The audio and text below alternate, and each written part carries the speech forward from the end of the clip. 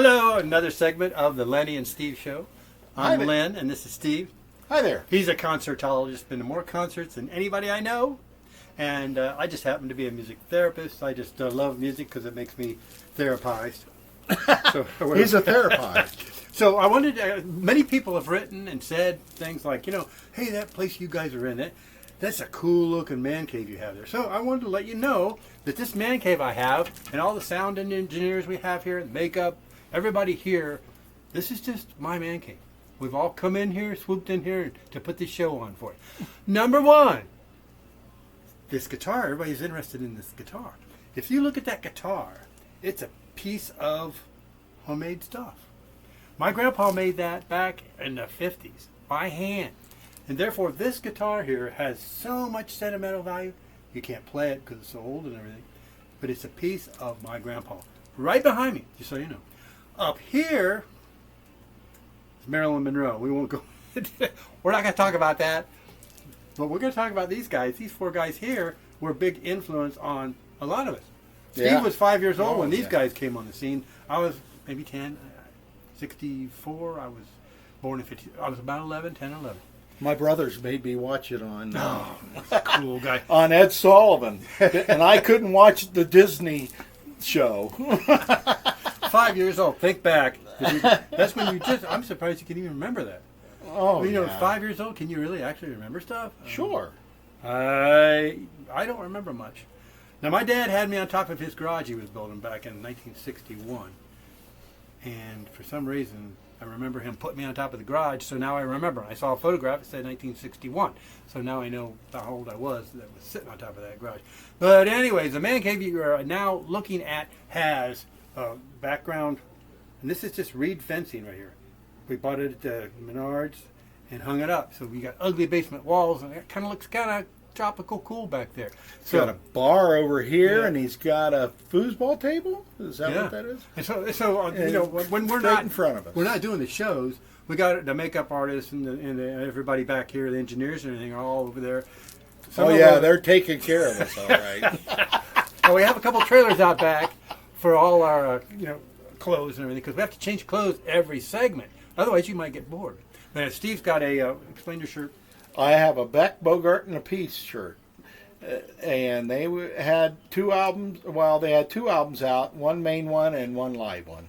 And then for some reason, they just broke up. Jeff Beck's one of my favorite guitar players. And actually, Bogart and a Peace, they were both in Vanilla Fudge, and then they were in Cactus after that. Cactus. That was a good band. And then the drummer ended up being with Rod Stewart during the disco era.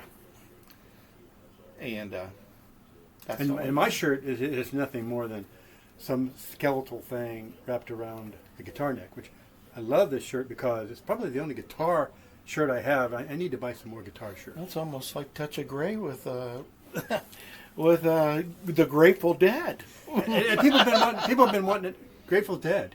They have haven't you ever seen Touch of Grey, the video? Oh, that's the song. That was a trivia question on that trivia night one night. Touch of Grey was the answer. That's right. Grateful Dead. You called me. I couldn't come to that one. You said, what was the name of the song? Oh, Dale got that one, yeah. And I said, Touch of Grey. People have been wondering about us. We're from Marion, Ohio, and Marion, Ohio is where President Harding, our 29th president, was born here and has a house right down, about 2 miles down from our house. So my studio here is pretty close to that, and people have been wanting to know about this guitar I've been playing. I mean, all this is, I got it from Musician's Friend, it's like $199. And the same guitar I saw at the Cleveland Guitar, Rock and Roll Hall. I saw their store there was like $500 for this thing. $500 for the same thing. It's just a cheap Epiphone, and it says Les Paul on it, which is kind of unusual. It says Gibson on it, and it's an Epiphone. So I just liked the shape of it. It was cheap, so I bought it. So, and you don't have to worry about anything getting broken or anything. So everybody wants to know about the studio. This is my studio in my house. I won't tell you where I am because people be driving around. Oh yeah, we'd have all kinds of people. Every time I'm mowing the yard, they stop, want to talk about the show. Well, we do the show and then we go on with our lives, don't we, Steve? That's right. I live way out in the country, so nobody can bother me. Well, In fact, my wife and I went camping last weekend so we could go and be around hundreds of people all over us instead of being in our nice house that there's nobody around hey, us. I'm failing to understand the logic behind this. Oh, it was so peaceful. So you take your truck, it gets 9 miles to the gallon, hook up a house to it, take it 2 hours from here, park it around a bunch of people. when I could go outside and there's nobody around You me. can't pee outside back behind the trailer, can you? No. Jeez. If Well, you I can't can. I just don't want anybody to see me. If you can't pee out back behind the garage, I don't want to live there. Anyways, Steve and I are music lovers, and when we're together, we're talking like this anyway. So we figured, wait, let's put some cameras on it, let you all enjoy the vast knowledge we have, because we know it all about music. Yeah. And Steve loves popular music today. Like he's into Gucci Mane, and he's trying to teach me how to like Gucci Mane. What is that? What is Gucci Okay, Mane? you put a backbeat in there, some music in the background. Boom, Oh, you mean with a button? and then you take the microphone, swing a microphone around, excuse me, and then you go like this. With a beat, though. You have to give it some sort of an iambic pentameter beat. You got to give it a beat, and then you just start rolling in the cash. Money just starts coming in. Watch. That it's just like our parents probably thought that about our music already.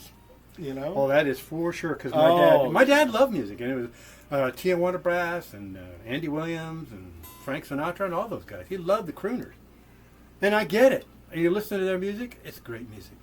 My mom was a big band person. My dad yeah. wasn't a music person so much to say, but he loved singing those hymns on Sunday, though. He should up from the grave he arose. He was right with it. And So it didn't gospel sound music, good, right? but he was right with it. Gospel music? You're saying gospel music? Yes. Well, think of all the art. Even Elvis Presley. Oh, Come up with you lived in a black neighborhood. Around Caught the in a trap. I can't hold back. Because I love you too much, baby. Hey, wait a minute. That's the song I was talking about. Okay, so we were talking about this in a previous segment. He was not able to sing "Suspicious I Mind." couldn't remember at the So time. now he did. So you got a chance to hear Steve-O sing. Yeah, Suspicious Minds. My favorite Elvis song. I loved Elvis. My mom would take him to the movies, take me to the movies to watch him. He was so handsome. And that's part of the reason why Colonel Parker made him into a carnival sideshow, because he's going to make money off that racehorse. Was it Blue Hawaii? Was that the name of that one? Man, he was handsome. I mean, I'm a guy, and not supposed to think about that kind of stuff, but he was handsome, and he sounded really good, charisma like crazy, and then he succumbs to everything that all artists succumb to. What? Food, drugs, women. Drugs, women. Oh yeah, he was. Is there any way to keep away from that when you're an artist that's of that magnitude? Whew. Even Tom Petty, my man Tom. Wow, that just blew me away. That guy seems so I normal. really thought he'd never done that. He hadn't been doing that kind of thing lately, Well, I think a lot of artists, him included, was you just keep pushing. You're in pain, you keep pushing. And I do the same thing. If I'm in pain, I keep on moving. So I dig it. I dig what he's saying there. But it's too bad he had to succumb to that. Who was your favorite artist other than Jeff Beck? Who would you say? Well, I was a big Led Zeppelin fan, of course. The three, what they would call heavy metal back then. I was a big Deep Purple, Black Sabbath, Led Zeppelin kind of guy. Yeah. My brother, he just didn't like Black Sabbath at all. He didn't like Deep Purple at all. Now, he liked Zeppelin. Everybody kind of liked Zeppelin. A lot of people said their best albums, they got worse as they went along. I disagree. They always... Well, Atlantic let them do what they wanted to do, Sure. so they did. I mean, why stick yourself in a rut? And play the same stuff all the time. They just kept branching out. And I love that about Led Zeppelin. Yeah, well, just think about this. Led Zeppelin put out 9 albums. That includes that double album. That makes it the 9th. And Rolling Stones put out over 40, and Led Zeppelin outsold those 40 albums that the Rolling Stones did. Outsold them. 9 albums. A money-making machine. They were a money-making machine. And they were doing what they wanted to do. Not many artists get that gig. Usually That's right. the big labels get a hold of them, and you are their slave. Oh, Big label. they were one of the first bands to get a $200,000 advance. Back then, that was a ton of money. Back 200,000. 69 was their first album. Right.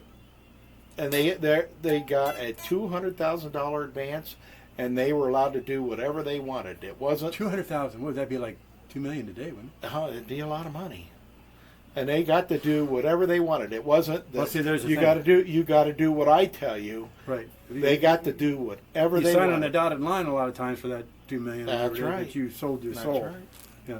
I love Led Zeppelin. I do. And a fun fact here: Stairway to Heaven, they were sued by Spirit because Right. I guess Randy, California. I guess they ripped them off. The first 8 notes they said Oh, were there. you know, see, it's the that's- first 8 notes. That's the thing about music. Sometimes chord structures, people use the same chord structures all the time. It's like 12 bar blue. And an EAB, 12 bars, How can you sue somebody over it? Because you've got money. So deep pockets are going to get sued no matter what, right? That's right. So expect it. A blues artist did sue Led Zeppelin too. Oh And, yeah, they had to pay him. Willie Dixon did, and they had to put his name on the albums after that. I appreciate that. I mean, the blues belongs to everybody. You can't plagiarize blues because it's it's blues. Study blues on YouTube. Just figure it out. It's the easiest stuff there is to play. Rita Coolidge said that Eric Clapton stole credits for her. She partly wrote Layla. The piano part, she was the piano, did that piano part, and she never got any credit. She was the one that wrote all that.